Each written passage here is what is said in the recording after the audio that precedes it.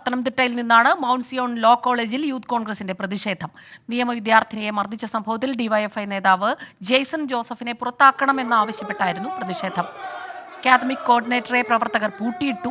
സുപ്രീംകോടതി ജാമ്യാപേക്ഷ തള്ളിയിട്ടും CPIM area committee അംഗം കൂടിയായ ജെയ്സൺ ജോസഫിനെ പോലീസ് ഇതുവരെ അറസ്റ്റ് ചെയ്തിട്ടില്ല. ശ്രീജിത്ത് ശ്രീകുമാരൻ ചേരുന്നുണ്ട് വിവരങ്ങളുമായി. ശ്രീജിത്ത്, ഇപ്പോഴും പ്രതിഷേധം തുടരുകയാണോ?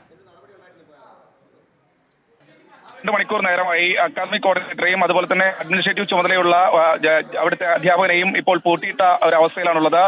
ഇനിയും അരമണിക്കൂർ കൂടി കഴിയും ഒരു തീരുമാനമെടുക്കാൻ. ഈ ജെയ്സൺ ജോസഫിനെ പുറത്താക്കുന്ന അല്ലെങ്കിൽ എന്ത് തീരുമാനമെടുക്കുന്ന കാര്യത്തിൽ ഇനിയും ഒരു അരമണിക്കൂർ കൂടി കഴിയുമെന്നാണ് അവർ പറയുന്നത്. അതുകൊണ്ട് തന്നെ യൂത്ത് കോൺഗ്രസ് പ്രവർത്തകർ വീണ്ടും രോഷാകുലരാകുകയായിരുന്നു. അതിനുശേഷമായിരുന്നു അവിടെ ഉണ്ടായിരുന്ന ടീപ്പോയും അതുപോലെ തന്നെ മറ്റ് ചിത്രങ്ങളും അടക്കം കണ്ണാടി ചില്ലുകളടക്കം അടിച്ചു തകർക്കുന്ന ഒരു സാഹചര്യം ഉണ്ടായത്. യൂത്ത് കോൺഗ്രസ് ജില്ലാ പ്രസിഡന്റ് വിജയ് ഇന്ദുജൂഡൻ അതുപോലെ തന്നെ ജില്ലാ ഭാരവാഹികളായ ആരോൺ അടക്കമുള്ള പ്രവർത്തകരുടെ നേതൃത്വത്തിലാണ് യൂത്ത് കോൺഗ്രസ് പ്രവർത്തകർ എത്തിയിട്ടുള്ളത്.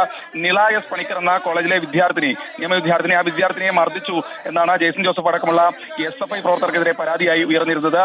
എന്തായാലും ഈ പരാതി വ്യാജമാണെന്ന് SFI വാദിച്ചിരുന്നു. പക്ഷേ ജെയ്സൺ മാത്രം ഹൈക്കോടതിയിൽ നിന്ന് ജാമ്യം ലഭിച്ചില്ല. അതിനുശേഷം ജെയ്സൺ ജോസഫ് CPMന്റെ പെരുന്നാട് ഏരിയ കമ്മിറ്റി അംഗവും ഡിവൈഎഫ്ഐയുടെ പെരുന്നാട് ബ്ലോക്ക് സെക്രട്ടറിയുമാണ് ജെയ്സൺ സുപ്രീം കോടതിയെ സമീപിച്ചിരുന്നു.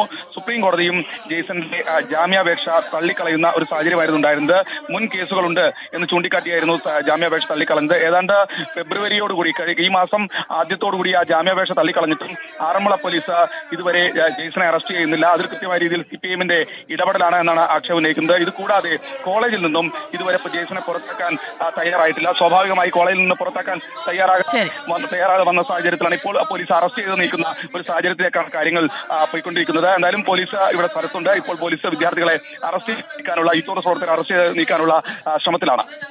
ശരി, പ്രതിഷേധക്കാരെ അറസ്റ്റ് ചെയ്യാനുള്ള നീക്കത്തിലാണ്, അറസ്റ്റ് ചെയ്ത് നീക്കാനുള്ള ഒരു നീക്കങ്ങളാണ് ഇപ്പോഴവിടെ നടക്കുന്നത്. ശ്രീജിത്ത് ശ്രീകുമാരനാണ് വിവരങ്ങളുമായി ചേർന്നത്.